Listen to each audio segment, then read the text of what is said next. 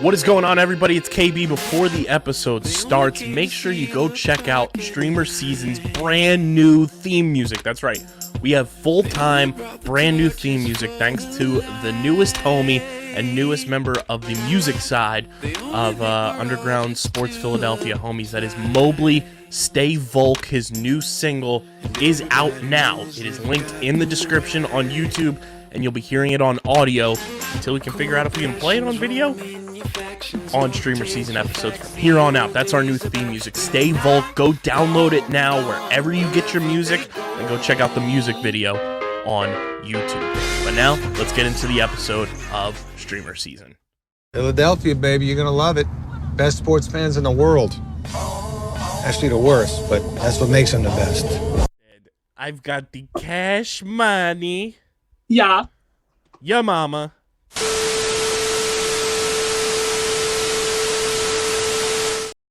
What is going on, fellow streamers? Welcome into another edition of StreamerSZN, the exclusive streaming platform, TV and movie podcast on the Underground Sports Philadelphia Podcast Network. All three of us will be on this episode. We're just divvying it up because Christian's not a Mando person. Dylan doesn't have Peacock at his humble abode and hasn't been able to watch Poker Face yet. So Christian will be in to talk about Poker Face. Then we'll all... It's like one of those like old school like Zoom breakout rooms. And that's what this episode is. And now a Christian for Poker Face. All right, go to your breakout rooms, and then we'll meet back here in like 15 minutes, guys. Buddy system. We're going to announce what our next viewing project will be, as Poker Face will be coming to an end over the next week or so in terms of our breakdowns, so we're going to add a new show to the docket, which I'm pretty pumped about. Pretty pumped to announce that bad boy. And then we'll get into the streaming platform Multiverse News and Notes, everybody's favorite segment. But before we get started, make sure you guys are following us on the socials, Twitter and Instagram at StreamerSZN. Follow Dylan on Twitter at Dylan Mazzola. Follow Christian on Twitter at the Wiz_PHI. And follow me on Twitter at KBIZZL311. And you can follow me on Instagram as well, KBIZZLE11. Subscribe to the podcast, Apple Podcasts, Spotify, wherever you get your podcasts, we're there. All the YouTube playlists are now broken down as podcasts as well, but you can subscribe audio-wise, Apple and Spotify. And Dylan, what should they be doing in the podcast reviews? Say the line, my good friend. That's the best part for me. This is the line. I kind of get tattooed on my chest. No. That'd be kind of nuts, wouldn't it? Just like, blah! The line is that anywhere that you listen to our wonderful angelic voices, whether it's Spotify, YouTube, Apple, etc., you are going to leave reviews and obviously subscribe, like Kyle said. And in those reviews, you're going to let us know what we are watching next. Like Kyle said, we're adding something new to the docket because they're wrapping up Poker Face. Mandalorian, we're already on episode 4, and as we know, there's usually not too many. So I think there's, 9 episodes this season or something like that? I can tell you right now. I think it's either 8 or 9. It's 8. It's 8, yeah, so we're already halfway done. So point is, we're going to need new shows sooner or later, and your show could be the next one. Yeah, so definitely leave your 5-star reviews there. We do read them as long as they're 5 stars. And also, you can do the same on the YouTube comment section, youtube.com/@undergroundsportsphiladelphia. It's where you get full video episodes of StreamerSZN. You get shorts, clips, live streams, interviews. We're working on getting some interviews for this podcast. Subscribe to the YouTube. We're currently, Dylan, at one of your favorite numbers in terms of YouTube subscribers. Do you want to blaze it? We're at 420 YouTube subscribers, everybody. I love that. The goal is hopefully within the next 8 days we get to 430 as we're on that road to 1K. Let's keep the subscribers rolling. Be a friend, tell a friend. Smash that like button. With so much content on the channel, too, it's so important to click that little bell icon because then you get push notifications whenever new content comes out on the channel across the board. We have 6 podcasts every single week going out on our channel. That's a lot. Go subscribe, ring that bell, smash the like button, comment down below everything we talk about. Give us your thoughts on tonight's docket, and, of course, give us your thoughts on what we should be watching next. And big shout out to our awesome merch partners, PHI Apparel Company. If you're watching on YouTube, you see them scrolling across the bottom ticker. They're the best in the game, and there's no doubt that you guys will stand out when you're going to the movie theater, hanging out with your friends and family, or just wherever you may be, with the unique designs that PHI Apparel Company is dishing out, including StreamerSZN merch. That StreamerSZN hoodie, dude, I can't tell you how many compliments I've gotten on how cool of a hoodie it is. Not to toot my own horn for designing it, but, you know, it is one of the coolest pieces of merch, I think, in our company's history. Your own horn, Kyle. I think it's one of the coolest pieces of merch we've ever designed in company history. And we've had some pretty fire merch, you know, throughout the years. Mm-hmm. I think the StreamerSZN hoodie is one of the best pieces of merch. It's a must-have, and you can get your own when you go to phiapparel.co. Use code UNDERGROUND. That way they know you're coming from us, and it's the most effective and direct way to support everything we're doing. You get 10% off your order, and then tweet at us, tag us when you get your merch. We want to see where you're rocking your StreamerSZN merch from across the globe. What you rocking with? Dylan, let's get into The Mandalorian, episode 4 of season 3, technically chapter 20. This is the way. Chapter 20, The Foundling, directed by our guy who is White Whale Interview, I believe, for the both of us, Carl Weathers. We would love to have him on this podcast. He's had a crazy career that I would like to be able to talk about, and the fact that he's like, you know, like out here directing stuff at this point in his career and acting still. So it's kind of cool. I'm interested in him. But yeah, Kyle's right. It'd be awesome to have him on the show. We should have known that this episode was going to have some deep cut, you know, extra Star Wars universe things going on, because it was written by the GOAT, Dave Filoni, and Jon Favreau. And whenever Dave Filoni has his fingers over any Star Wars property, you know it's going to be a banger. You know when the two are together, you're going to see Jedi die. Yeah, they keep running that back on us. Particular event. They just slowly open more and more levels of it. You know, the fog slowly fades away, and we see more and more of that ill-fated Order 66. The more and more they show it to us.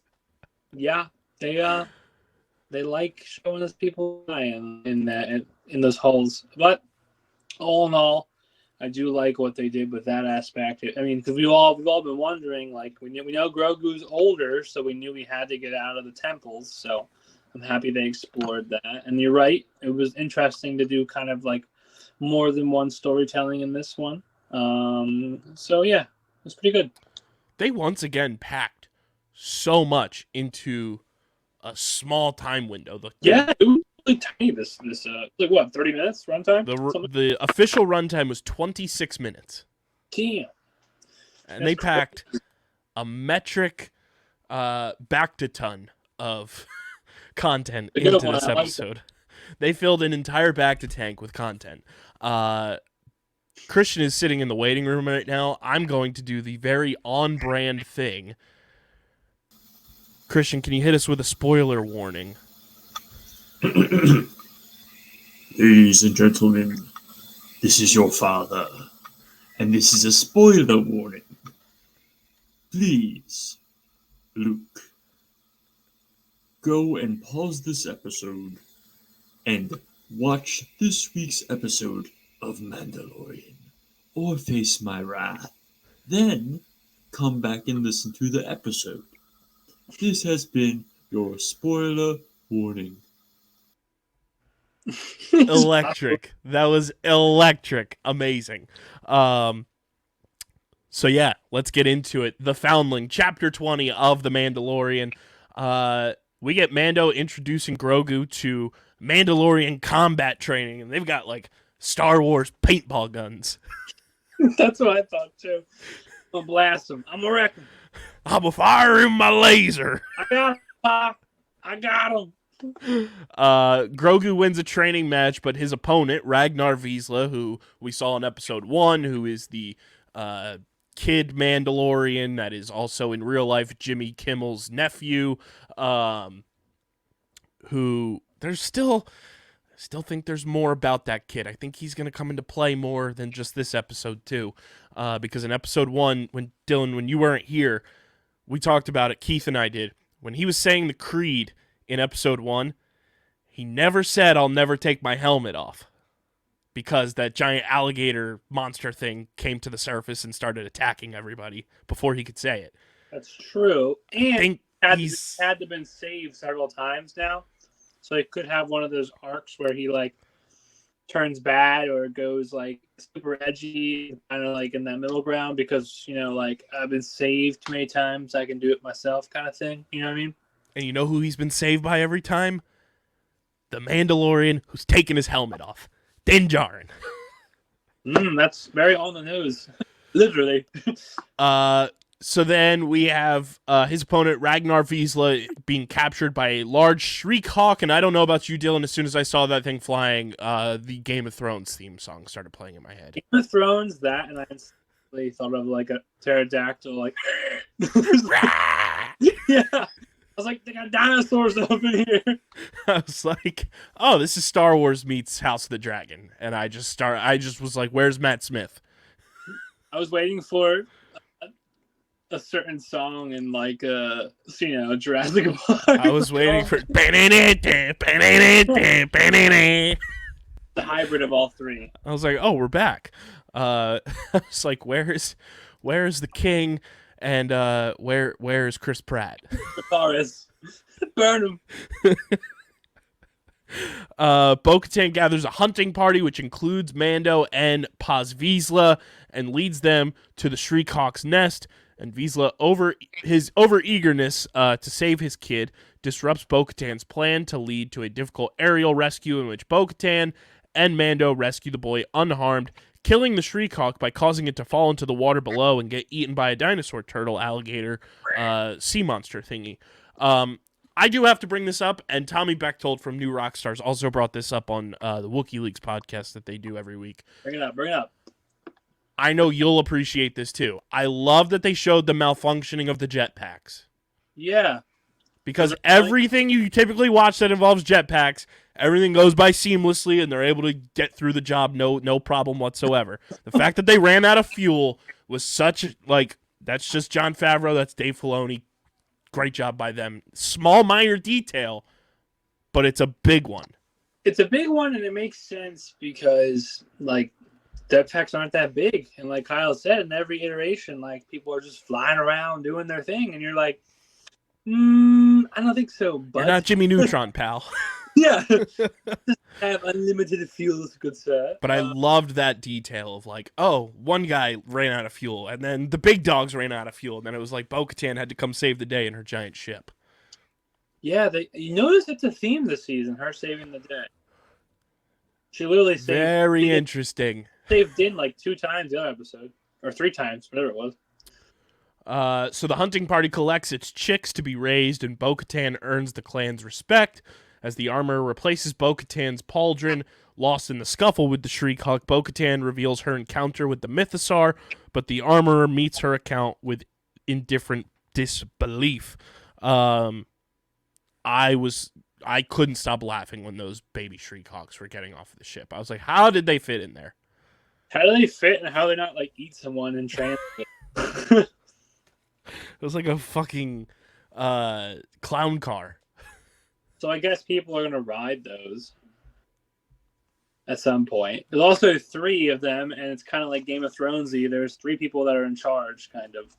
Well, not in charge, but 3 people that kind of, their weight matters, so to speak, and that's Vista, the armorer lady, I don't know her actual name, and then Din. Or, in our theory, Bo-Katan, etc., etc. So my point is, I feel like those will be given out to leaders, obviously not children, if they're trained properly, which is kind of terrifying. But then again, not that terrifying in a world that, spaceships literally exist. So. And you know what I say to those baby Shriek Hawks? Dragon tails, dragon tails. I wish, with all my Beskar, for my be able to fly with Shriek Hawks. In a Peacock, galaxy far, far away. For my Peacock to be able to fly through space. So then, while the rescue is going on, the armorer forges a new piece of Mandalorian armor for Grogu, a rondel bearing Mando's Mudhorn sigil that we obviously know from season Or 1. Grogu, my man's got some serious PTSD. And as she works, you hear the hammer banging. It just triggers Grogu's PTSD. And Dylan, we go back to everybody's PTSD. We called it. We said this would happen, and we said I made the joke with the school, and what do you know? We're at Mandalorian school, so ding ding. Yeah, and we go back to that ill-fated night known as Order 66 once again in live action. And we get more details about it. We get the clones bursting through that door. And we get... Hill, Kyle. Shout out Kate Bush. And we get more dialogue, which I think was the more important aspect of this portrayal of Order 66. Is like we kind of hear Jedi also like hurting one, not hurting. Well, I guess yeah, hurting, protecting one younger one. And you're right, dialogue. Like, they were talking. You heard the clones talk. We got to see the beautiful clone gunships a couple times, which I was very happy about throughout the chase. And you see the ultimate betrayal of clones once again, and the Jedi have no preparation, and I guess they, once again weren't expecting it, and they get wiped. Besides Kyle informed me off camera. He'll say it now. I didn't realize this character was existing already. I thought they were bringing an actor back, but he is badass. Whenever someone picks up 2 lightsabers, you're like, all right, let him cook. Let him cook. When he had the 2, I was like, oh, he keep them motherfucking things on him. Yeah, I thought he was picking it up initially to, like the keepsake or get it for the child. Right. And then he just lights him up, and I'm like, oh. Yeah, so we get dialogue from the one female Jedi that we've seen in front of Grogu before as the clones were bursting through that door to the temple, where it's like, protect the child, get him to Beck, I believe is what she said. And as I'm watching, and I'm sure as you're watching, you're like, who the fuck is Beck? Like, are we talking about, like, the musical artist? Like, I'm a loser, baby? Like, this is not good vibes.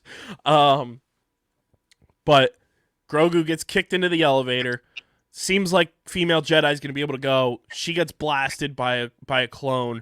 And then door opens, and we are greeted by Ahmed Best, a.k.a. Kelleran Beck. Now, for the people, we're going to inform you who Kelleran Beck is, because this is a new character in terms of just, like, canon Star Wars. But a returning actor in the Star Wars franchise. Correct. So Kelleran Beck is the Jedi Master that rescued Grogu from the Jedi Temple on Coruscant during the events of Order 66. Played by Ahmed Best, reprising his role from Star Wars Jedi Temple Challenge. Now, for the people who may not know what this is, because I didn't know what this was until doing research for this episode. Star Wars Jedi Temple Challenge is a web-based children's game show developed by Lucasfilm. It was first announced in December of 2019, which kind of lines up with when the first season of The Mandalorian came out. The series debuted on the Star Wars Kids website and YouTube channel on June 10th, 2020. So, like, right in the middle of, panorama times. The series features young contestants competing as Jedi Padawans in a series of obstacle courses and knowledge tests in the attempt to gain the rank of Jedi Knight. The show was hosted by Ahmed Best, who plays the character of Kelleran Beck on this show, the Jedi Master mentor of the contestants, who is joined by his droid companions, AD3, voiced by Mary Holland and performed by Gordon Tarpley, and LXR5, Sam Witwer, provides the voice of an unknown character of the dark side of the Force during the final challenge of each episode. So this is basically like a Legends of the Hidden Temple, but make it Star Wars. Made for kids. It debuted on May 4th, 2020. A second season was split into 2 longer episodes, and this is where Kelleran Beck comes into play. Ahmed Best. Dylan, let the people know who Ahmed Best is. If you've seen the OG Star Wars is, well, not the OG, but like the OG for Kyle and I's age, the 90s and The prequels. Yeah. It is none other than Jar Jar Binks, which is a controversial character. It's Him Salamisa! But it's really incredible because this actor, shout out to him for staying the course and fighting, was very depressed. He got bullied for Star Wars because his character was that hated. As Kyle and I always joke, well, not joke, it's true.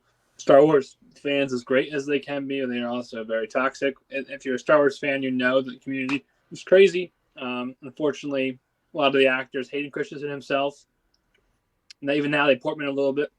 They all got bullying, and, you know, back then you couldn't really post stuff on the internet. You kind of could, but people would like actually send in like letters and shit. You know what I mean? It was like hardcore hate. Long story short, though, Ahmad was going to end his life, but he chose not to. I think he was going to do it on the Golden Gate Bridge. That's what the documentary I watched said.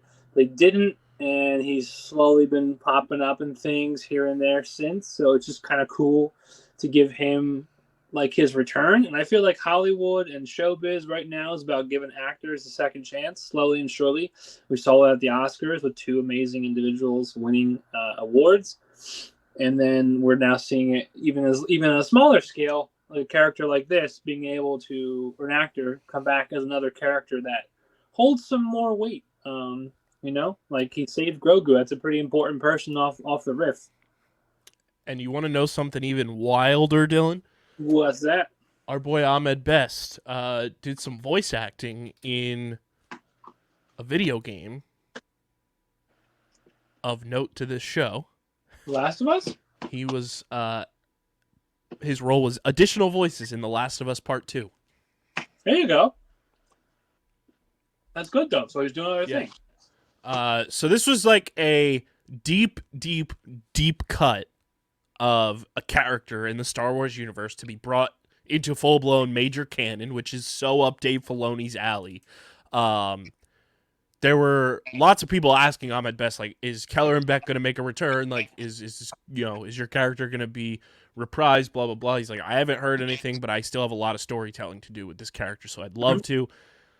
I feel like this, I mean, we obviously don't know the full extent of the future of the character post rescuing Grogu and everything. Child to Imperial scientists, so.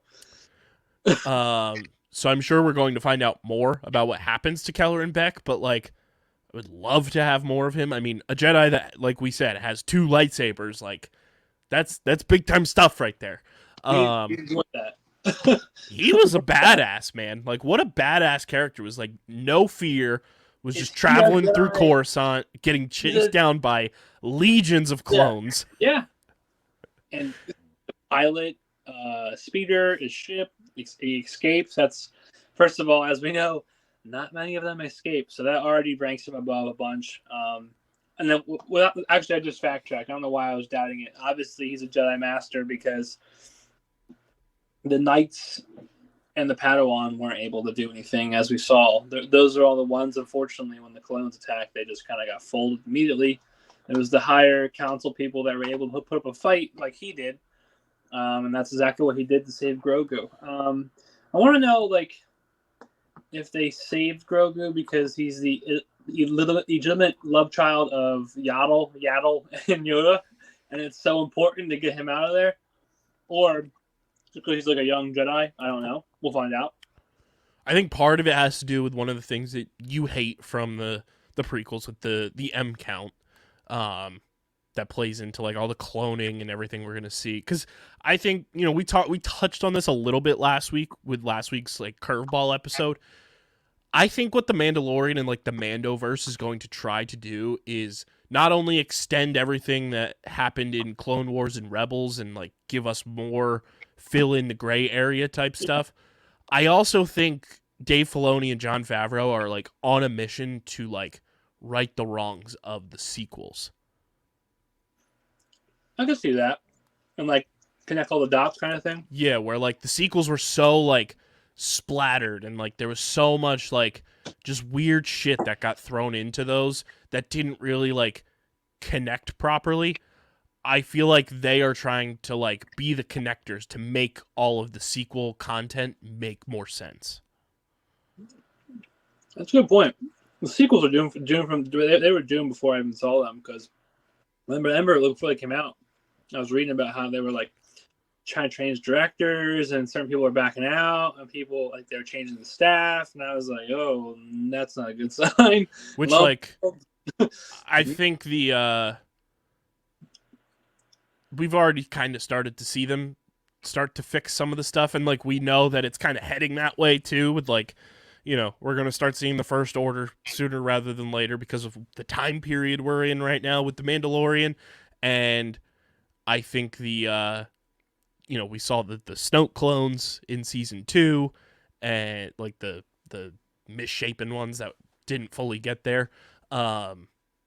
And just like some of the stuff we saw last week, like I think it's all leading towards they were just able fixing to, that. Yeah, agreed. They're able to make you more interested. Like, think about it, like when the sequels came out, there was kind of some buzz, obviously, you know, they're big movies. But like, besides a lot of people dressing up as like Rey or Kylo Ren, there wasn't much else. They didn't do any other characters justice, and that kind of faded. Whereas I still have seen so much like cosplay of Pedro Pascal and Grogu, because it's, you know, obviously a cute little Yoda thing. And then I'll add 2 more characters from the sequels. BB-8, which I feel like any positive droid gets love regardless, just because they're very kid friendly. And this podcast, we are pro Babu Frick. Hey! But they ruined what's his name? Their Oscar Isaac's character was ruined in that, and then they ruined Finn's character too by director choices. So my point is, Mandalorian and Grogu seem to be sticking around in a positive way, because it's a show that people watch, whether they like Star Wars or even like kids, I guess, could watch it too. Or if you just like, you know, like sci-fi things, whereas I feel like the sequels were really catered to like hardcore Star Wars fans, or like finished story kind of thing. But even that felt like, you know, not good. So I do agree. My roundabout way of saying I do think they're trying to like right the wrongs, or at least like connect it without connecting it, like doing the age-old tactic of like answering your questions but like not directly, like the clones. Yeah. They might not touch on that again, the Snoke clones, but they clearly were that, you know what I mean, or we think they're that, right? So is like they might keep dropping breadcrumbs, like they might reference someone, or maybe find like a dead body of a Jedi and be like, oh, that's blank blank blank, and then just, I mean, like leave it. Yeah, because kind of like, you know, in Book of Boba Fett, we saw Luke's school getting built that we will eventually see Kylo Ren at, which I don't know how you feel about this. I'd be okay with it, because since we're heading in that direction kind of anyway, I feel like they're going to fill in that gray area too. I'm not opposed to seeing a young Ben Solo in a show or some sort of situation on Disney+. Young Ben Solo. But I raised you this. Let's get Anthony Mackie and make him a young Mace Windu and have a show. Boom. I don't hate that. I recently read today that Anthony Mackie is a huge Boba Fett Star Wars nerd. I don't hate that.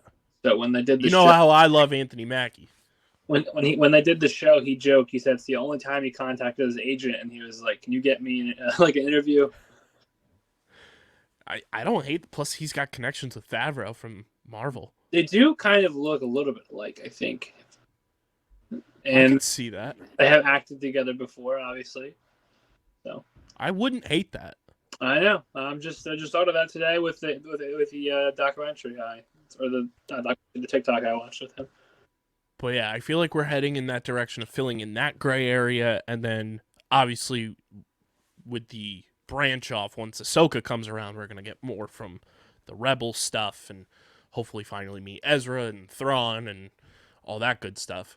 But to you, because to me, this episode, I enjoyed it a lot because it felt very season 1 Mandalorian. Yeah. Where it was like, this happened, giant monster battle, and then we got more backstory for the plot moving forward. Like, it felt very like classic season 1 of The Mandalorian, which Carl Weathers has obviously been a part of since the jump, so like it makes sense. I really appreciated that aspect of this episode.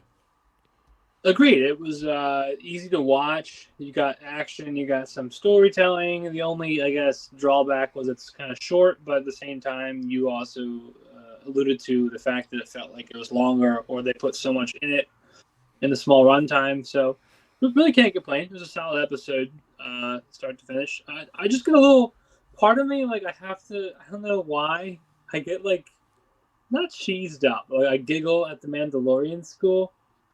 Because I just picture like people like cosplaying, and I'm not knocking cosplay. I just picture like, you know what I mean, like people just sitting there, and I'm like, I have to bring myself back to like being serious. That, and when watching the little Grogu do like flips, I laugh. That part is funny, watching him do flips. It's like a little doll. I'm like, imagine being on set and like trying to take it seriously if you're that kid actor. Like, I'd be laughing. Because whenever I see him flip, I just think of the Three Stooges where they're like, yeah, I think of that too. And I think of like someone with like that, or I either picture like Grogu like sounding like Ness from Super Smash Brothers. Oh my god. PK Fire! You guys! Oh, it's so good. It's so good. Dylan, the Rotten Tomatoes people treated this episode quite well, which is pleasing to me. You know, just with the direction I think that this season has gone in the first half. Rotten Tomatoes score of 100% based on 10 reviews, with an average score of 8.4 out of 10. I enjoyed this episode. I do think this episode, in a weird sense, branches off of stuff we saw last week, so they kind of go together in a way, which we've seen now. Episode 1 and 2 were kind of like a full-blown tandem episode duo, and then everything we saw last week, kind of the dark side of things, which I also saw a great point, and you and I, we'll just have to have a full-blown boys' night and binge everything with the Bad Batch. People are saying that the girl that was like the Moff Gideon's henchwoman that we saw last week, that she could be like an evil clone, like version of the girl that's in the Bad Batch. And I was like, I could see that she kind of has like similar features to Tamira Morrison. I was like, I could see. Did you also catch when the clones were talking? It was Tamira Morrison's voice. Yes. That was great. I was like, okay, that adds levels and makes me now want to like sit down and watch the Bad Batch, because that could be something that comes into play. But I do feel like that was like the evil side of things that we saw last week, and then this was like everything from Grogu's perspective of stuff that's to come from that. So I enjoyed this episode. I think it was really well done. Carl Weathers always knocks his episodes out of the park, and is a really good, just like directional storyteller. Yeah. So Dylan, what is your score for Chapter 20, Episode 4 of Season 3, The Foundling? Thinking like an 8.2. I think it's a solid score. I don't think no episode this season has like really like wowed me. Like, and no, I'm not knocking the show. We just happen to have a lot of good TV. Recently. That is The Mandalorian, though. Typically, like it's the early halves of the season, it's a build. Yeah, and like they're good, and then it's like they punch you in the mouth in the last 2 episodes. To be fair, I don't think we always gave them that high of a score, and if we did, that's also one of the first shows we graded. So now we have a little more experience. So I think an 8.2 is fair for what that is. We got Return of a King in terms of an actor coming back and making a awesome return, and then we got some action, and we got a Game of Thrones crossover. We finally saw who saved Grogu, which is important, and the plot for Bo-Katan overthrowing the cult, to call them that. Yeah, I think there's levels to that like are just starting to build. Yeah, she's working her magic. She is, how the kids say, plotting and scheming. Scheming and I'm plotting, going plotting and scheming. I'm gonna give this episode kind of Rotten Tomatoes. I'm gonna go 8.4. Thought it was very solid. I love the deep cut and reutilization of a character from a branch off, portion of your galaxy far away. And now we have like that big gray area in terms of Star Wars lore and canon and everything. There's cemented, full blown identification of who saved Grogu. How did he get to where he was? Well, it started with Keller and Beck. So I think that was smart and just a really solid episode for 26 minutes worth of content. Well done, Carl Weathers and company. But quick math for the people at home, that's an 8.3. That's a very solid score, as we are now halfway through Season 3 of The Mandalorian. And stick around, folks, because we're going to dive into Poker Face with Christian. Poker Face. So don't go anywhere. We will be right back.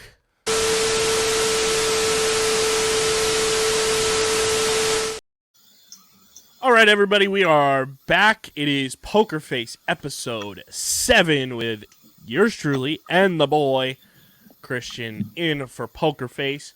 It's brought to you by our awesome energy drink partners, Dubby Energy, the best in the game. And I got to tell you guys, I am thrilled to let you know I've been sipping on my Dubby right here, my monkey shaker.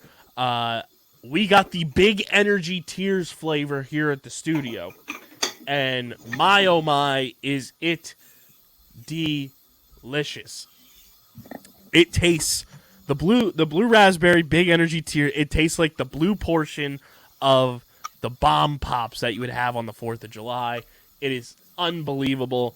And you can get yours now because Dubby is fully back in stock outside of the Dragonade, which is unfortunate because I do love that flavor. But Galaxy Grenade in stock, Dub Sludge in stock, and all of their flavors pretty much across the board back in stock in tub form. And you're probably wondering, why Dubby? Well, Dubby was tired of Big Energy favoring profit over quality and making energy drinks loaded with jitters, maltodextrin filler, artificial colors and dyes, sugars, and other BS. Just take a peek yourself on the nutrition label of an energy drink that might be in your hand while you're listening to this podcast. Dubby grew upset with these types of energy drinks and decided to wage the war on Big Energy by releasing their own energy drinks, which are cleaner and jitter and crash free. And so here's to paving the road for a better future for energy drinks where the status quo is no longer profits over quality, where quality actually matters, and where energy drinks don't get a bad rap for being unhealthy and harmful to consume. And you're probably wondering, why else should I go Dubby? Well, like I said, no calories, no sugar, no maltodextrin fillers, no artificial colors. It's made right here in the US of A. And it tastes delicious. So you guys can go to dubby.gg and use code UNDERGROUND. You get 10% off any and all orders. I will be ordering the Galaxy Grenade flavor for the studio very soon. That is watermelon, guava, and lime. It sounds absolutely delicious. Dubby.gg, code UNDERGROUND. You get 10% off your order. Super effective way to support everything we're doing here at Underground Sports Philadelphia. Christian, episode 7 of Poker Face, the future of the sport. Wild episode. With the great Rorschach himself. What a cast for this episode. We got Tim Blake Nelson, just a unbelievable performance. Charles Melton, Leslie Silva, Angela Desai, Jack Alcott, and of course the GOAT herself, Natasha Lyonne, in this bad boy. 48-minute runtime on this episode. But Christian, why don't you hit the old spoiler warning for the people? Ladies and gentlemen, this is a spoiler warning. Go ahead, watch this week's Poker Face episode, and then hopefully with Benjamin Bratt not on your ass. It never gets turn old. back on this podcast. Okay, this has been your spoiler warning. Hit it, Kyle. It never gets old. Oh, I love it. So, the future of the sport. At the Peachtree Speedway in Tennessee, late model racing drivers Keith Owens, played by Tim Blake Nelson, a third-generation star in his final season who believes he is losing his focus on the track, and hot-headed up-and-comer Davis McDowell, played by Charles Melton, compete for the local championship. During the lap race, Keith takes the lead, but experiences hand tremors and self-doubt. Davis rams Keith's car, causing Keith to spin out and thus lose the race. Haha, loser! And at the press conference, Keith denies he is retiring, which surprises his family, and engages in an old bout of fisticuffs with Davis. And the announcement angers his daughter, Katie, played by Jasmine Ayana Garvin, who is chomping at the bit to begin her racing career, and worries his wife, Donna, played by Leslie Silva, who witnesses Davis vandalizing her garden. That night, Keith sneaks into Davis's garage and sabotages the car, and during practice, Davis's car malfunctions and crashes, subsequently bursting into flames. Mysterious, one would say. What a wild turn. The race culture never sleeps. But who was in the car, Kyle?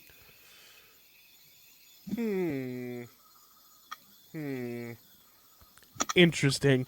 A few days prior, Charlie, Natasha Lyonne's character, works at the Camelot Go-Karts arcade, and she just continues her dirty jobs, but they're not dirty. New job every single week. Like, yes, it's a murder mystery of the week show, but it's also, let's see what Natasha Lyonne's new job is show. Parttimework.exe. Yes, her LinkedIn profile has to be absolutely insane. So she works at Camelot Go-Karts Arcade and is friends with her coworker, Jean, played by Angel Desai, Davis's mother. When he's not racing or towing cars, Davis helps out at the arcade and admits that he hopes to earn enough money to compete in the big leagues. Well, he wants to ride in the NASCAR Sprint Cup Series. So Katie confronts Davis about punching Keith and challenges him on the go-kart track, effortlessly defeating him repeatedly, and his anger prompts him to vandalize the Owens garden and mailbox. At night, as Jean fields a tow truck call from Keith, Davis discovers Keith sabotaging his car and leaving, and Davis inspects the car, finding a fish hook and gear tie in the carburetor. Instead of fixing it, he sabotages it even further by damaging the safety harness. Very interesting. Very interesting. During a practice session, Davis offers Katie the chance to break his speedway lap record, which she accepts, and unbeknownst to Keith, Katie is behind the wheel of Davis's car when it crashes into a wall. He is delighted when the car crashes, but is devastated when he discovers that his daughter was driving the vehicle. With Katie in a coma, Davis is suspended for letting her drive the car. Aware of Charlie's ability to detect lies, he evades suspicion by stating that his car was sabotaged. He has the car inspected, finding Keith's hook, which would cause a car to crash. He wants to confront Keith, but Charlie convinces him to let her do so instead. Confronting him, she realizes he sabotaged the car. And later, Keith issues a confession on television admitting to sabotaging the car, but claiming he did not want to get anyone hurt. Davis is declared the winner of the championship and starts getting offers from sponsors. Charlie starts suspecting Davis when he claims Katie's seatbelt malfunction was an accident, which she perceives as a lie. Realizing that he was at home when Keith sneaked into the garage, she checks the garage but is caught by Davis.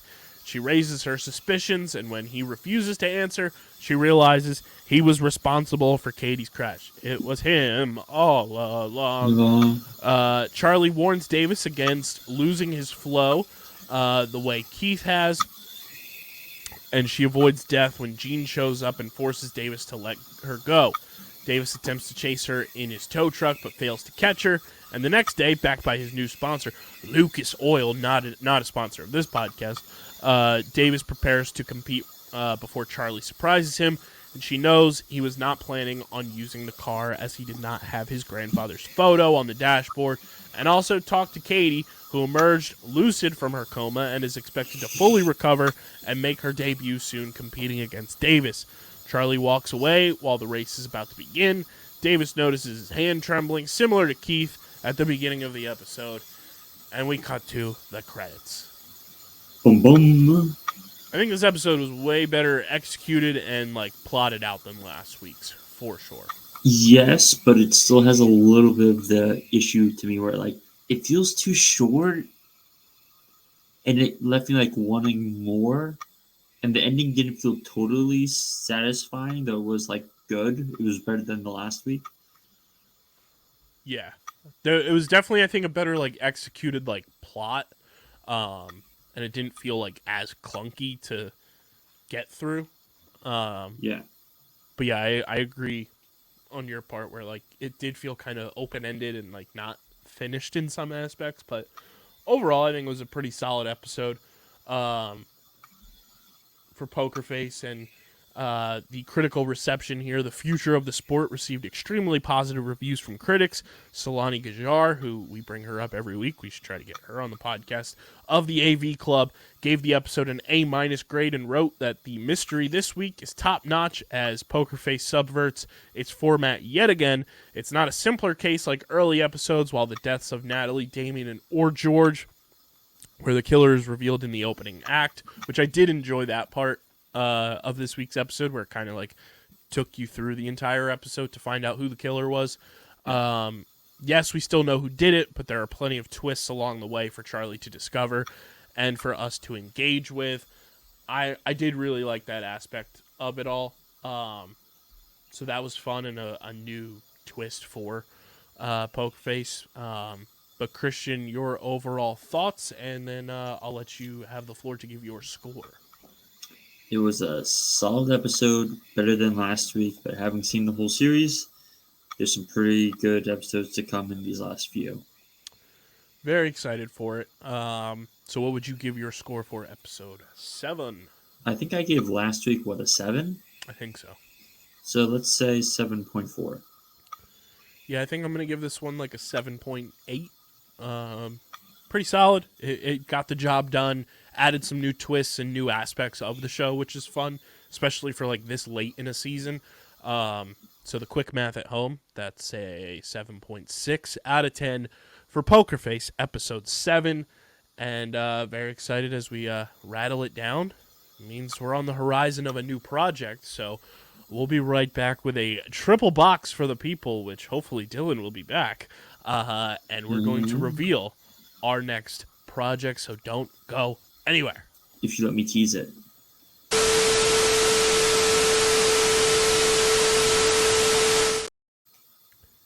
And we've got a triple box for the first time this episode. Ladies and gentlemen, hello. The gang is back together.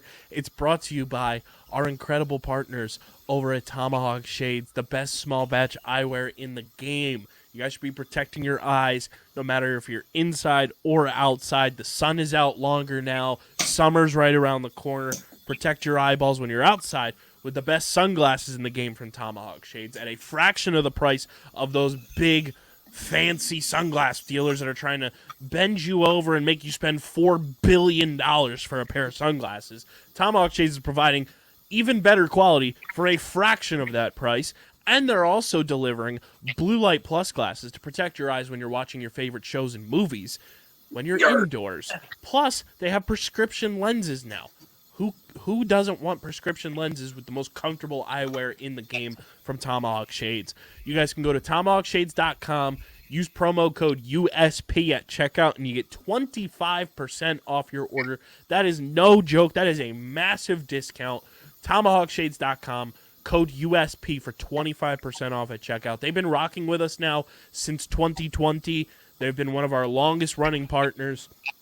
Shout out to Tomahawk Shades for being the best in the game. Best of the best.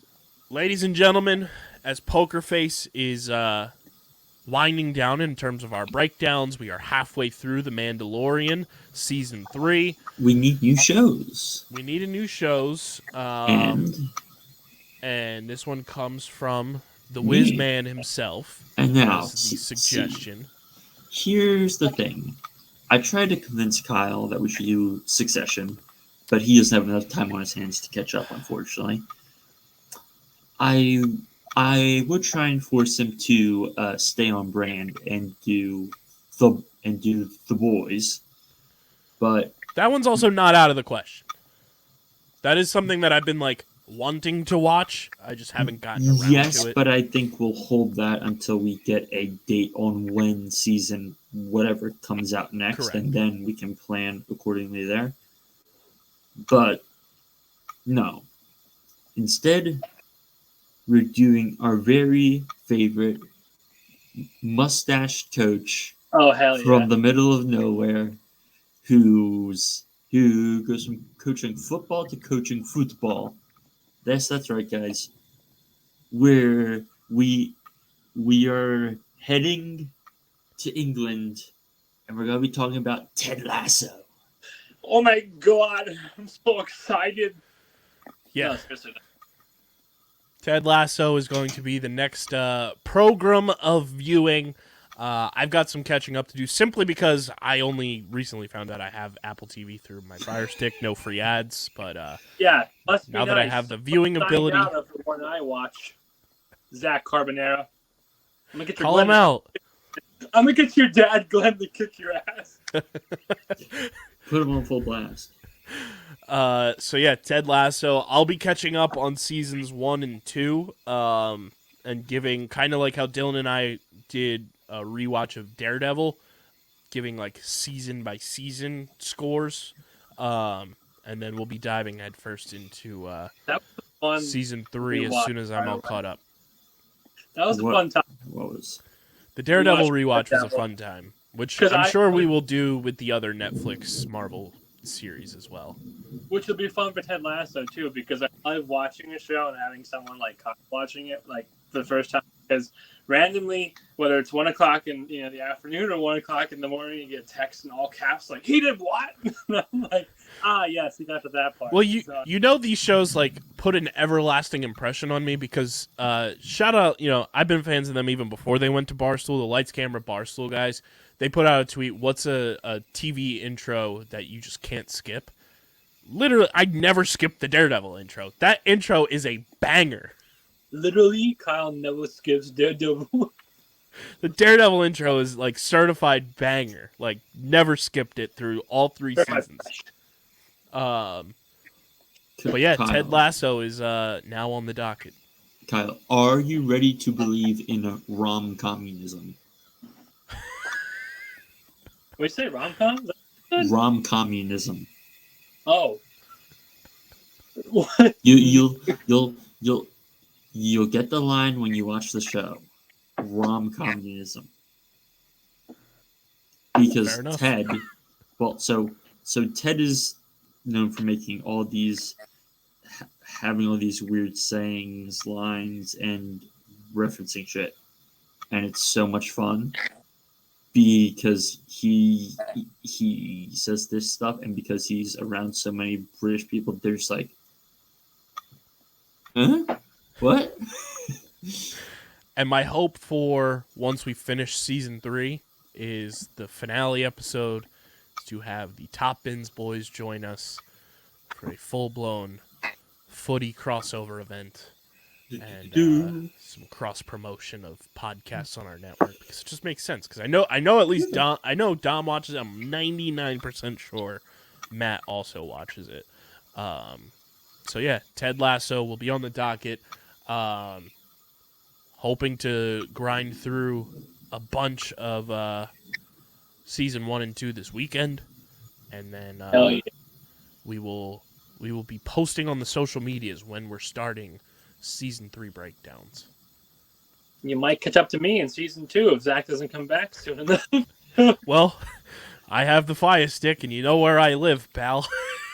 All right, I'll be over in a couple. And then we'll just have a full-blown boys' day, and we'll watch that and The Bad Batch and catch up on everything. Sorry, work. I can't come in. Boys, Sorry, work. TV is for the boys. for the boys. So I think without any further ado, now that we have announced our next project that will be on the docket, it is time to get to everybody's favorite segment.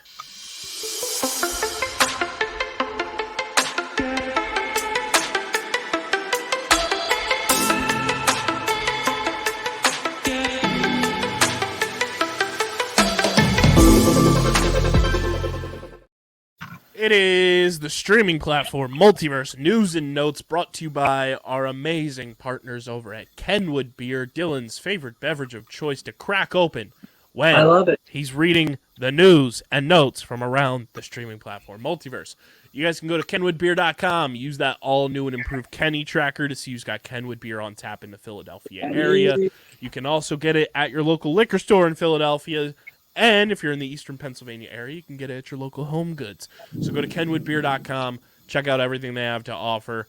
It's the best beer out there. Shout out to Kenny. You got to be 21 or older to do so. And, of course, please drink responsibly. I will be seeing the Kenny boys this weekend and getting more beer for the studio. And they're also going to be part of our live tailgate podcast series this baseball season. So shout out to Kenny. Kenny, I love you. I want them to know that. They're the best. They're the best. One of our long-running partners. The best. Christian, I will just start this off to make you appeased. Succession Season 4 debuted with 100% on Rotten Tomatoes from 29 reviews. Sheesh. That's good. This bit of news intrigued me a ton, simply because I'm a huge fan of just this collaboration occurring. Trey Parker is set to direct an untitled comedy with Kendrick Lamar set to produce. The film follows a young black man interning as a slave reenactor at a living history museum who discovers that his white girlfriend's ancestors once owned his. Oh boy, that escalated real quickly. Those minds coming together is just fascinating, and the premise of this is bonkos. I wasn't expecting that description. Yeah, that escalated real quickly as soon as you said slave reenactor, and it went woo. Yeah. I'm flabbergasted. We got our first look at Brandy as Cinderella in Disney's Descendants: Rise of Red. Everybody was freaking out on the timeline because that's history right here, you understand? Everybody knows Brandy was the GOAT Cinderella in live action. Brandy, you're a fine girl. We got the final trailer for a movie I know Christian is very excited about, releasing April 14th in theaters, starring Nicholas Hoult and Nicolas Cage, Renfield. So, guys, full disclosure, I don't know if this film's gonna be good, but it looks like so much stupid fun. So much stupid fun. It looks bonkos. Dylan, remind me to send you the trailer for this because you might piss your pants. No, God, we've got to show it. We've got to show Tim after we wrap the recording. Yeah, it might cure your Elvis. You might shit yourself. Shit, I hope it does. Cillian Murphy has received his first BAFTA nomination for his performance in the final season of Peaky Blinders. Great actor. I thought we already had the final season. Yeah, he got nominated for his first BAFTA for it. But that final season came out like ages ago. Oh, I don't make the rules. Don't you dare question my handsome English man. Hey, we can share him, all right? That's fine. All right, that's good. That's good. Carry on. Are you ready for Oppenheimer, Dylan? Dude, I have that. Not actually. Ironically enough, my work calendar, I have that date circled. Exactly. Like, I feel like that's a movie that, that's a boys' night. We just gotta, go to the theater together. Dude, that's a theater where you go in. It's probably a bunch of dudes, maybe a couple girls, but mostly a bunch of guys aged from 18 to 70. That's the ultimate dudes rock movie theater. Christopher Nolan film. Nuke. That movie theater is going to be the ultimate live action definition of dudes rock. Yeah, it's gonna be a mixture of like just like everything. I don't know. It's been crazy. We've got more DC Universe drama. Who doesn't Oh. love it? Wait, Zachary... did Ezra Miller get arrested again? No, surprisingly. Oh, I thought that was good. Yeah. Zachary Levi seemingly confirms reports that Dwayne Johnson blocked Hawkman and other JSA characters from appearing in Shazam! Fury of the Gods on his Instagram. Says here, That's all right. the initial report came from Instagram user CEA.MALAYALAM. Lots of A's there. But the Instagram post says, the rap confirms that in Shazam! Fury of the Gods, the Justice Society from Black Adam were recruiting Shazam in the post-credits. The Rock denied access, and David F. Sandberg had to make a last-minute decision to add Amelia and John. Dwayne "The Rock" Johnson attempted to restructure the DCEU, centering him and Henry Cavill's Superman. The Rock didn't allow Zachary Levi to cameo in the post-credit for Black Adam via the rap, and Zachary Levi proceeded to share that on his Instagram story with the caption, "The truth shall set you free," with the upside-down smiley face and this emoji. Dwayne Johnson's everything that's wrong with Hollywood. He only cares about his brand, A. B. His best film is Moana, and he's not even acting in it. He's just doing voice stuff and singing, which, congrats. And all his films are the same fucking thing, where he has to have like he has to have the whole like savior complex. Like he is dollar store Tom Cruise. Oof. Because Tom That's Cruise's probably one of movies, the best I've ever heard of an actor. That's Tom, great to say. and I say dollar store Tom Cruise because Tom Cruise cares about everything in the films he's making. He wants to do as much as he can do practically, and he's actually a good fucking actor. That's true. And he's like Tom Cruise is one of like when you think of like action movie star, like he's one of like 5 names or 3 names that I feel like any person would say. You know what I mean? It's like him. It's Nick Cage. I mean, to be fair, Nick Cage. I'm not wrong. Under his belt, so you're not wrong. It's him, Nick Cage, Keanu, Stallone, Schwarzenegger. I think that's the 5. Honorable mention to Bruce Willis. Oh, true. So 6. Yeah, but yeah. The real Expendables. Yeah, and there are. And what? Like Arnold appears. Does Bruce appear in the Expendables? I don't know actually. Expendables has it's Sylvester Stallone, Arnold, Jason Statham. I don't know if Bruce showed up in one of them. Antonio Banderas is in one. Ronda Rousey is in one. Chuck Norris. It's a lot of people. Point is though, we all think of we just name a bunch, and The Rock's not someone I name as an action star. I would name Jean-Claude, whatever his name is, Jean-Claude Van Damme. There you go. Before I would name The Rock as an action star. You know what I have to say to all that? You're welcome. Moving right along. Gear up, Dylan. I'm sure you'll be excited about this. We got news from our good pals, the Duffer Brothers, this week, as the Stranger Things writers describe Season 5 as, quote, if Season 1 and Season 4 had a baby, and then that baby was injected with steroids. That's pretty high praise to like say that about your own product. That better deliver then if you're gonna, because those are the two that. With how much you and I have talked about Season 1 and like the previous seasons, like off pod, and then obviously we did our full blown Season 4 review over the summer, like that has me juiced. I'm excited. I hope I told you before when we did it. I hope it's dark and just a lot of deaths. As morbid and messed up as that sounds, it's just I don't see it going any other way. But yeah, interesting. This one's going to be exciting, I think, for all parties involved. Daniel Kwan confirms that they are directing one episode of Star Wars Skeleton Crew. That has Jude Law, right? Yeah. Huh?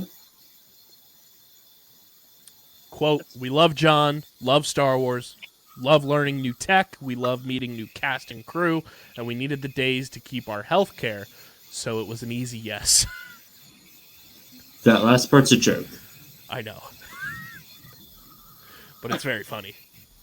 But yeah, that's exciting. I'm excited for that show in general. I think Skeleton Crew is going to be a banger. Yeah, this actors again. I'm curious.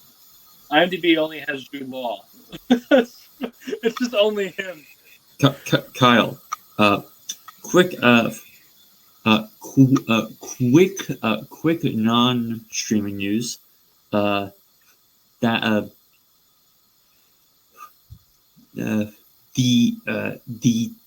tush push will not be banned this year. Yes. 92% of the time, it's not banned every time. This is intriguing news. Christian and I were talking about it when we were waiting for Dylan to get back from the Elvis machine. Yeah. Dude, it had to go. No, but you'll be intrigued by this news. Victoria Alonso was canned from her role at Marvel Studios as head of VFX and was reportedly singularly responsible for the toxic work environment within Marvel's VFX department. She would reportedly give work to teams she liked, but, quote, if you have pissed her off in any way, you're going to get frozen out. There have been people who have come out and said if she was a delight to work with, blah, blah, blah, blah, blah. But I feel like if Kevin Feige's not, caping for you to stay in his, brainchild that is the MCU, you probably done fucked up in some sort of way. Yeah, for the better, yeah. As I was telling Kyle, there's a specific paragraph. It's either the Variety or the Hollywood Reporter piece where it basically says like HR, lawyers, and the guy who Kevin Feige reports to, along with some other executives, were involved in this pushing out, and Kevin Feige just decided not to get involved, which I find absolutely hilarious, because he just looked at all those people and it's like, nah, there's no way I'm saving you. Kevin Feige literally pulled the SpongeBob. All right, I'm gonna head out. Love that. This is gonna be fun. I feel like they have been rolling out the full blown on fire red carpet. That was all pun intended. As of this recording today, March 23rd, on Hot Ones, shout out Bob Odenkirk. Bob Odenkirk on Hot Ones this week. Big Bob. They've been rolling out banger guests. Pedro Pascal was recently on there. I believe Jenna Ortega was recently on there. He didn't even flinch for the spices. He's a stud. Well, he is what, Peruvian? Chilean. Chilean. So he knows how to deal with that spice, boy. That's true. I know Jenna Ortega apparently didn't really flinch either. When I didn't watch hers, but I saw a tweet somewhere that she pretty much did the same thing and ate it with no discomfort, whereas some celebrities bow out after 3 sauces. Yeah. I don't know if this is an April Fool's joke or not, but it is hilarious because I feel like this is one of those movies that you talk about, but it also feels like it was fake. Shark Tale, starring Will Smith, Angelina Jolie, Robert De Niro, Martin Scorsese, releases on Netflix on April 1st. Mm-hmm. Keep my fish wife's name out your fucking mouth. Laughs him. I always love bringing this up for Dylan because obviously we're both big. Are you a Legos guy, Christian? Did I have Legos? Yes. Do I respect Legos? Yes. Do I care about them anymore? No. Okay. Dylan, you'll like this though. The Lego Mandalorian Spider Tank is now available to pre-order from a couple episodes ago. I Never did fails. see that. Never fails. Anytime I bring up a pre-order of Legos that involves Star Wars, Dylan goes right to the laptop. Mine now. Oh, that's great. Ooh, brought back other stuff too. God damn it, Kyle! Dylan will also My enjoy crippling this. Lego addiction. I actually don't buy it that much, but what I do is I put like 3 or 4 in my cart, and I look at them for like a long time, and I'm like, I don't need that. But every once in a while, thoughts win, and I'm like, ha, click. Got him. Dylan, the 4-hour and 11-minute extended version of The Lord of the Rings, The Return of the King will release in theaters on April 13th and April 19th. Get your piss bags ready, everybody. Hey, so I'm not even getting it up. So they did technically re-release these movies. Like, what was it? Like in 2021 on like back to back weekends with the extended cuts. And I will fully admit I did go and see all of them on back to back.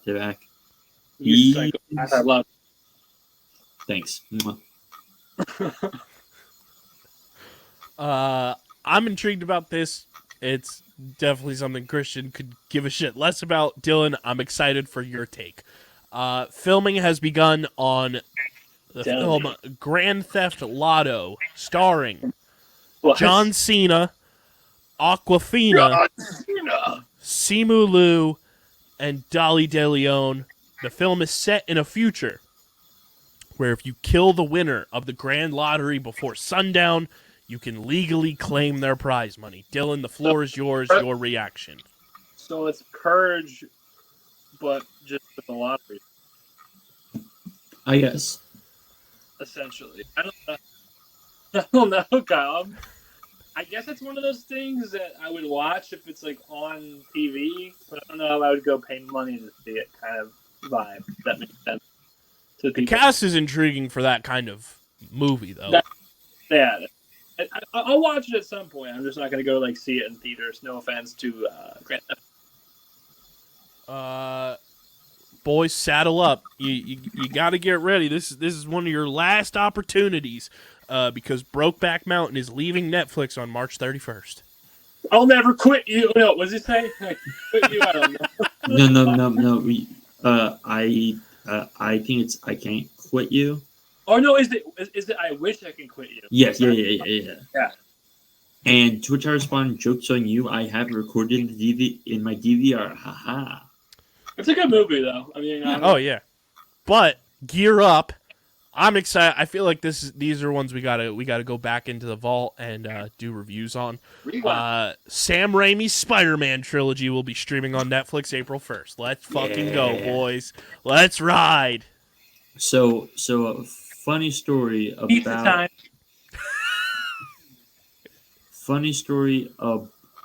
about those films, and I'm not sure my friend will enjoy me saying this, but he's only listened to one episode of this podcast, so fuck him. And give us the dirt. I was talking to him, and I was saying like, I was saying that Danny Elfman may not have like the longest list of signature well-known compositions, but he's responsible for 2 of the most iconic superhero themes, and he forgot that he did a Spider-Man theme, but he remembered the Batman theme. That's like Gwyneth Paltrow forgetting that she was in a Spider-Man movie. Yeah, except the Spider-Man theme's iconic, so yeah. I gave him plenty of shit for that. I am excited because now all 3 of these, and I think Andrew Garfield's are on Netflix too, if I'm not mistaken. Probably. You have yourself a big old. Netflix.com. So, why am I signed out? Sign in. All the Spider-Man. I'm just cheating. Spooderman. Spider-Man. I stand corrected. Amazing Spider-Man 1, not on Netflix. Amazing Spider-Man 2.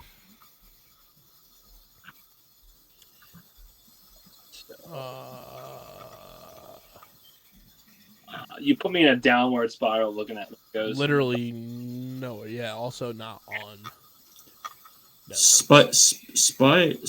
Spider-Verse also isn't on Netflix for the first time in a while, which Kyle, we should do a rewatch of that before we get across the Spider-Verse in May. 100%. That's one of my favorite movies of all time. Spider-Man 2 is one of the best superhero movies of all time. I said what I said. If not the best. Love that. I bet. Looking here. And? Apple TV, Kyle? Oh, yeah, that was it. So, Dylan, brace yourself. Apple will spend $1 billion on producing films to be released in theaters. The company is attempting to partner with other studios to release a few titles in theaters this year, including Killers of the Flower Moon, Argyle, and Napoleon. That's a lot of money. Yeah, but see, here's the thing you have to realize. They probably spent $500 million between those three films, just like making them.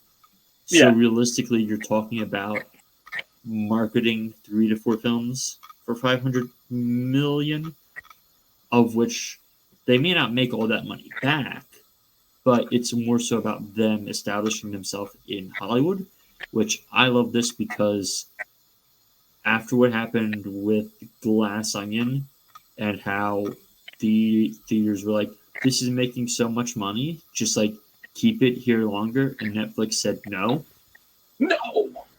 And they were just like, we are not going to have it. Like y'all can wait a month. And the only reason it even went to theaters was because Ryan Johnson demanded. And so it really just shows that like artists shouldn't like Apple's making their pitch with this to say that we are the streaming platform for true artists and not Netflix, because we'll actually play your stuff in theaters and stuff like that. And then the theater for true artists. With this next bit of news, A24 new project. Wee woo, wee woo, wee woo.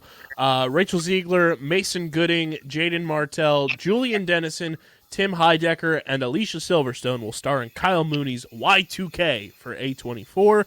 The film follows two high school nobodies who crash a 1999 New Year's Eve party, but crazy disaster strikes. Okay. Well, Kyle, do you know what A24 movies are rumored to come out this year? Because I think there are quite a few that may interest you. I don't know if I do. Outside of that Daniel Radcliffe one that you showed me a few months ago. So it's been out for a while, but yeah.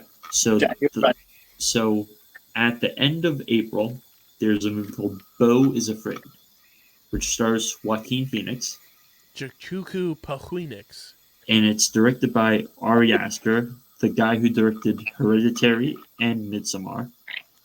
And it's this psychological drama that which we have to watch the trailer after this theater reaction, but it looks like a Charlie Kaufman film. Which, if you don't know what that means, I encourage you to just wait and see. There's a film called Past Lives, which had massive praise. There's a new film about No, I'm kidding. Sorry. Past Lives. I know. There's a film called Civil War by the highly acclaimed writer-director Alex Garland. And the two things that'll interest you most, a Stephen Curry documentary, I did know about that one. And then something called the Iron Claw. Do you know what the Iron Claw is? I don't, but I'm sure you're going to tell me right now. So, it's a biographical sports film of about a real life wrestling family during the early stages of pro wrestling, and it stars Zac Efron, Lily James, Harris Dickinson, Holt McNally, and Jeremy Allen White. And you will have seen the Zac Efron because the set pictures of Zac Efron are fucking ridiculous. All right, so I just sent you a picture in chat. Click on the link and tell me he does not look like puffed out of his fucking mind. Yeah, it's pretty ridiculous. What is this? That is Zac Efron. I think that is tied for the most ridiculous Zac Efron set shot that I've ever seen, which goes in tandem, Dylan, with the Baywatch remake when our good friend Michael Leva was in the background of a set shot with Zac Efron. He's an extra. He's got his acting credit. Oh dear. I'm very excited because we are about a month away from a show I will definitely be watching. April 27th, HBO Max, ladies and gents. Our mommy queen, Dylan, Elizabeth Olsen, and Jesse Plemons star in Love and Death. Oh, yeah. It's on my top 10 most anticipated projects of the year. I'll be watching it. Can't wait. See, you can be excited about that. Well, I'll be excited about, in 3 days, the best show on TV, period, end of story, Succession, has its sad final season start this Sunday. I'm sorry to hear that for you. I know you like that show. It's always tough, you know. So your love is going out. Can't wait for Love and Death with Elizabeth Olsen. Very excited for that. Dylan, you'll also be very pumped about this. Reportedly returning as Mobius M. Mobius in Deadpool 3, our king, Owen Wilson. That's sick. It makes so much sense. And it goes back to the theory that MT from New Rockstars brought up, that at the end of Loki in that finale episode where it jumps from one black hole to the other, and then at the very end when Mobius and B-14 have no idea who Loki is, when Mobius is supposed to be this Loki expert, that black hole and that universe Loki got transported to is the Fox X-Men universe. Because there's no Loki in the Fox X-Men universe. Interesting. And now Mobius is expected to show up in Deadpool 3 that is going to star Ryan Reynolds and the boy, Hugh Jackman, as Wolverine. I do like this theory. The math is mathin', ladies and gentlemen. I can't wait for I can't that. do math, but I surely can add. Lucasfilm is rumored to be announcing 3, not 1, not 2, but 3 new Star Wars movies at Star Wars Celebrations in April. I think we can all agree we'll believe it when we see it. Bullshit. Literally see it, and I'll believe it when I watch it, because it could be crap. They can say 3 films are in the process of being written, but 3 films I can't guarantee are being made. Well, they did just say announcing. It's not that they are. And they're just gonna say, "Hey, we're gonna try to do this." That's what the announcement's gonna be. Yeah, that's true. More Lucasfilm information. The Disney Plus Indiana Jones is rumored to not be moving forward. Disney reportedly told Lucasfilm that they have to focus solely on Star Wars content going forward. Meh. Not kidding. It's Looking here, Linda Blair is set to reprise her role as Reagan McNeil in David Gordon Green's The Exorcist reboot. another reboot. Don't know why we need that. A remake of Alfred Hitchcock's Vertigo is in the works. Nope. Burn it to the fucking ground. Burn it to the fucking ground. This Steven Knight is writing the script. And does Robert not need to Downey be fucking Jr. is weird. eyeing to star in the lead role. Guys, have we learned fucking nothing? Have we learned fucking nothing? People tried to remake Psycho. It didn't become anywhere near successful. People tried remaking Rear Window. People tried ripping off Rear Window. Does anyone remember A Woman in the Window starring Amy Adams and Anthony Mackie and all them? It was fucking dog shit. And now you're gonna try and remake what's considered Hitchcock's seminal work of depth, theme, and everything. It's just like, oh yeah, we're gonna remake his most dense film, and it's gonna be Robert Downey Jr. and we don't know who the fuck's directing it. Get the fuck out. I love triggering Christian. Get the fuck out. As soon as I saw the news this afternoon, I'm like, fuck this. Stir the pot. No. I love stirring the pot. Kyle, this is your clip to post on social. This is your clip to post on social, Kyle. This is your clip to post on social. I'm not fucking having this. I'm like the witch in Snow White going into the underground thing, just cackling right now. Paramount.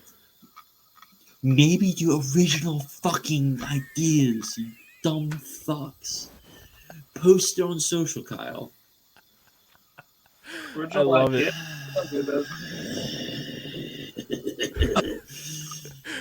That's all I got. Anything else I might have missed? I can't follow up that. That's a perfect way to end the episode there. Make sure you guys are following us at StreamerSZN on Twitter and Instagram. Follow Christian on Twitter at @thewiz_PHI. Follow Dylan at Dylan Mazzola. Follow me at KBIZZL311.